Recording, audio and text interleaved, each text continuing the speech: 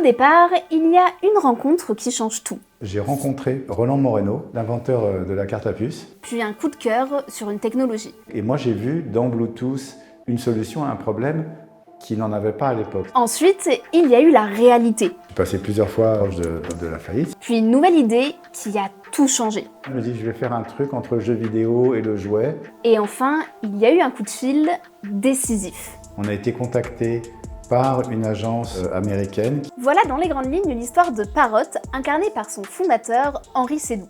Je m'appelle Eva Talma, je suis journaliste vidéo aux Échos et aujourd'hui, je vous raconte comment une petite entreprise française de kit main libre est devenue en 20 ans le leader européen des micro-drones professionnels avec un basculement dans le monde militaire. Avant de devenir un homme d'affaires, Henri Seydoux faisait totalement autre chose. Donc moi, mon premier job, quand j'avais 20 ans, c'était journaliste au Journal Actuel. J'ai rencontré Roland Moreno, l'inventeur de la carte à puce, et c'est lui qui m'a dit, on est en 79, il m'a dit oui, ça maintenant, il y a ces nouveaux ordinateurs qui sont sortis, je sais pas comment ça s'appelle, la Pomme, Apple ou je sais pas quoi, tu devrais regarder et tu prends le bouquin, tu verras, c'est très facile. Henri achète son premier ordinateur, se met à la programmation et le journalisme disparaît très vite de l'équation. En 1983, il rejoint MicroArchi, une start-up qui voulait créer un ordi tactile capable de tenir dans la poche. Le plan, c'était clairement d'inventer la première tablette. Et ils ont réussi, même si elle est tombée dans l'oubli. Seydoux finit par se lancer à son compte et devient ce qu'on appellera par la suite un serial entrepreneur. Il y a quand même la question de j'ai pas fait d'études, le fait de créer une boîte, c'est un peu obligé si je veux faire quelque chose d'intéressant. En 1994, Henri a une idée, développer un agenda à reconnaissance vocale. On parle à la machine et la machine répète comme un perroquet, le nom de la boîte est tout trouvé, Parrot. Ça veut dire perroquet en anglais. Pour fonder Parrot, il obtient un financement de 2,5 millions de francs auprès du fonds de capital risque Sophie Nova. Mais ça ne prend pas. Faut dire la vérité, non, j'ai pas trouvé de public. Et j'avais été à la Fnac et il m'avait dit non, ça se vend pas trop votre truc, mais les gens qui l'achètent, c'est les gens de la fondation Valentin Oui, la fondation des aveugles. J'ai dit bah tiens, oui, vendons-le aux aveugles. Mais le marché est trop niche. Parrot vend 50 000 exemplaires de son agenda en 10 ans, pas de quoi faire vivre l'entreprise. On est à l'époque de la 2G, en fait, du GSM, et j'ai appliqué la reconnaissance vocale pour le téléphone en voiture, et c'est comme ça que l'entreprise s'est orientée vers les télécoms. On est encore un peu loin des drones, mais la patte de Parrot est déjà là, flairer les usages avant qu'ils ne deviennent évidents. À la fin des années 90, Ericsson, le géant suédois, domine le marché du mobile et cherche de nouvelles applications pour ses téléphones. Ericsson, mobile phones. Henri Seydoux propose un logiciel de reconnaissance vocale qui est polymorphisé. Mais une loi suédoise interdisant de tenir son téléphone à la main au volant change tout. Ericsson lui demande de développer un kit à commande vocale pour les téléphones de voiture. Seydoux décroche alors un contrat avec Ericsson et ce contrat sauve Parrot de la faillite. Et des flirts avec la faillite, Parrot va en connaître d'autres. À la même période, Ericsson invente un système qui allait révolutionner le monde de la tech, le Bluetooth.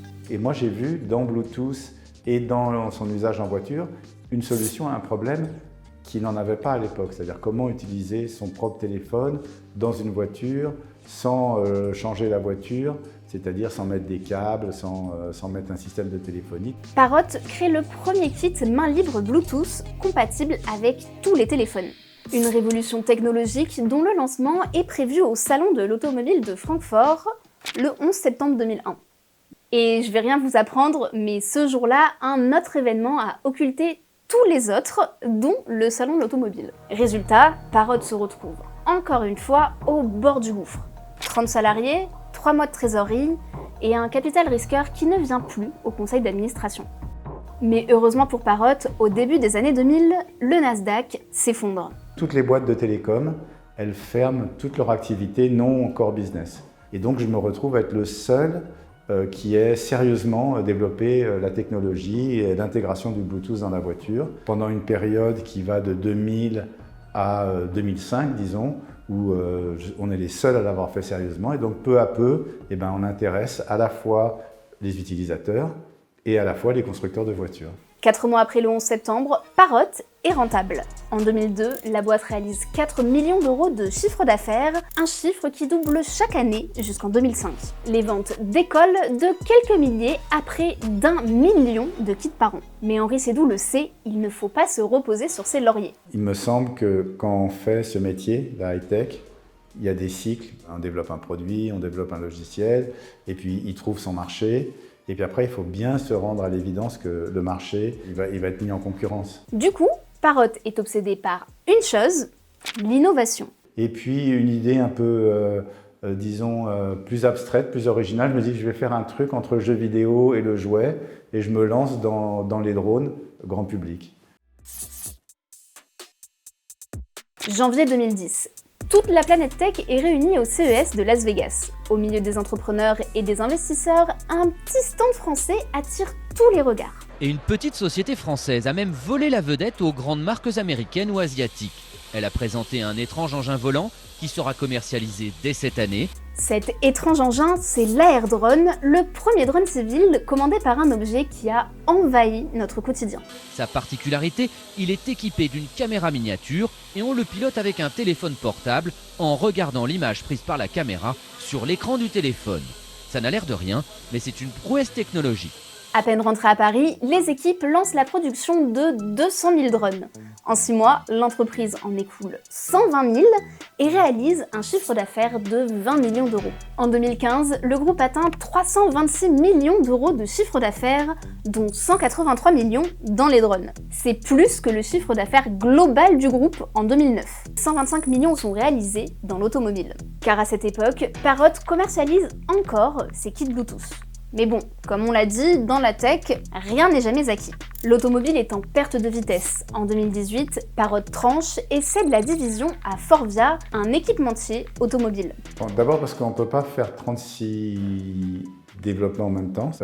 L'automobile aussi, ça s'était commoditisé, donc c'était plus un métier pour un équipementier. Et donc on a trouvé que c'était le moment de simplifier l'entreprise. Parrot se concentre sur les drones et commence à s'intéresser aux usages professionnels. Et on s'aperçoit que l'intérêt du drone, c'est de faire des vidéos sur YouTube.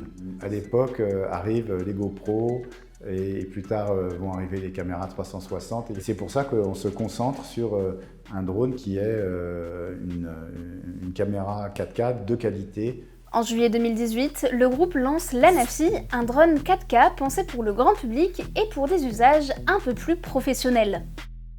Mais le marché se retourne brutalement. Alors en fait, la baisse des ventes de Parrot, elle s'explique par deux choses. Alexandre Savin dirige l'activité aéronautique spatiale défense d'Alcimede. D'une part, à cette époque-là, il y a une contraction du marché des drones ludiques, ou en tout cas des drones grand public, et en même temps, une concurrence encore plus forte. Cette concurrence a un nom, DJI. Le groupe chinois s'impose comme leader mondial avec une politique de prix agressive. On peut le rappeler, DJI créé en 2006 et déjà en 2018, DJI occupe 70% de part de marché des drones grand public. Donc là, clairement, Parrot ne pouvait pas lutter par rapport au mastodonte DJI. La Chine, elle a une volonté de développer des nouvelles industries très forte. La Chine n'a que cette option pour développer des métiers à valeur ajoutée. Sinon, c'est l'usine du monde. Pour eux, c'est d'une importance énorme, je veux dire étatique. Pour Parrot, le choc est violent. Fin 2018, le groupe présente un chiffre d'affaires en baisse de 28% par rapport à 2017 et annonce un plan de départ concernant environ 15% des effectifs. Pour la troisième fois, Henri Seydoux doit trouver une solution pour redresser son entreprise. Et cette fois-ci, le contexte géopolitique va jouer en sa faveur. Car de plus en plus de pays de l'OTAN équipent leurs forces de police, leur armée ou leurs pompiers en drone. Donc ce qui est aussi important pour l'emploi correct d'un drone, c'est la capacité à opérer de façon sécurisée, mais également de transmettre ces données de façon sécurisée sans se les faire hacker. Ça peut sembler anodin, par exemple, de vouloir sécuriser la cartographie d'une ville, mais c'est tout autant d'informations si elles fuitent dans des pays non amis qui peuvent donner des renseignements qui sont assez critiques. Et pour ces usages sensibles, les pays de l'OTAN ne veulent pas dépendre d'une technologie façonnée par le géant asiatique. En 2019, Parrot se fait approcher par la Defense Innovation Unit, une organisation qui aide l'armée américaine à utiliser plus rapidement les technologies commerciales émergentes. Pour l'agence, les drones sont en train de devenir hyper stratégiques.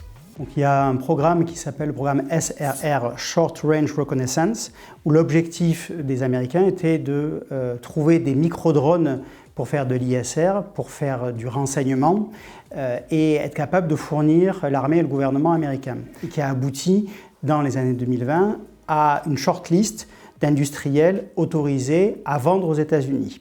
Et Parrot en fait partie avec son Nanafi USA. L'Anafi USA reprend la base de l'Anafi grand public, mais en plus robuste. Il résiste à la poussière, ses liaisons et communications sont plus sécurisées et sa caméra est bien plus performante.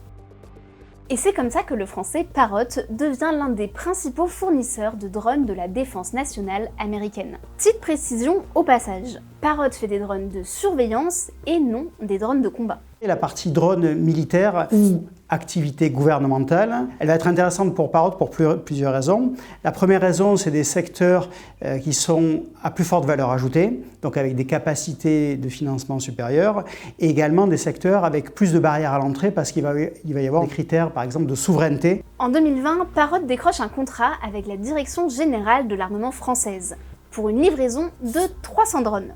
Montant de l'opération, 30 millions d'euros. Aujourd'hui, l'Anafi USA est utilisée par une vingtaine de pays. Parrot commercialise aussi son micro-drone pour les entreprises. Et puis arrive l'invasion de l'Ukraine par la Russie. On a tous vu des images impressionnantes de la guerre en Ukraine, notamment avec des tirs d'artillerie et des lâchers de missiles.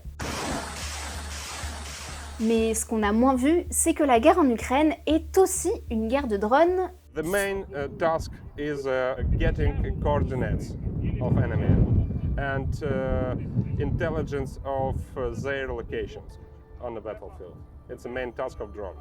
Et qui dit guerre de drones dit guerre électronique. En Ukraine, il y a un certain nombre de brouillages, et notamment des brouillages GNSS, GPS, qui empêchent certains drones de naviguer. Les drones Parrot qui ont été développés ont la capacité de globalement évoluer avec la reconnaissance du terrain.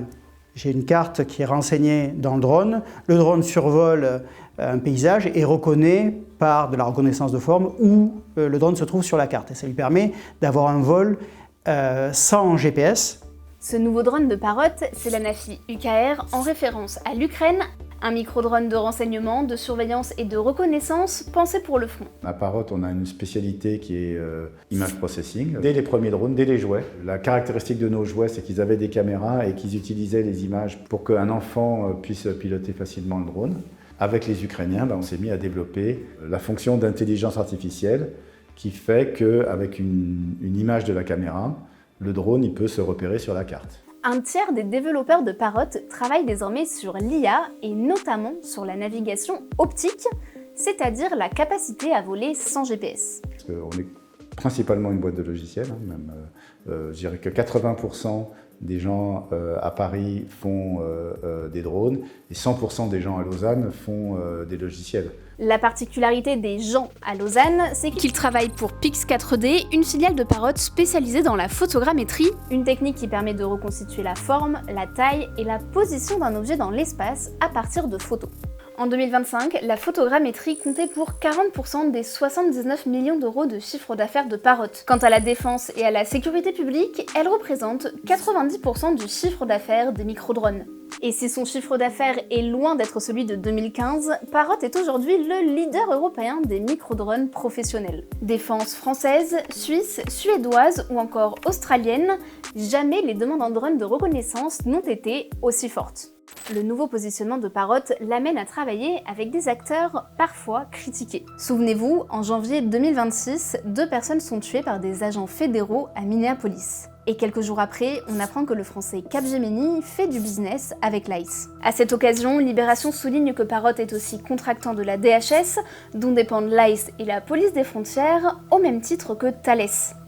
À cela, Parrot répond « Les commandes reçues par notre distributeur concernent le CPB, Custom and Border Patrol, qui est une agence différente de ICE.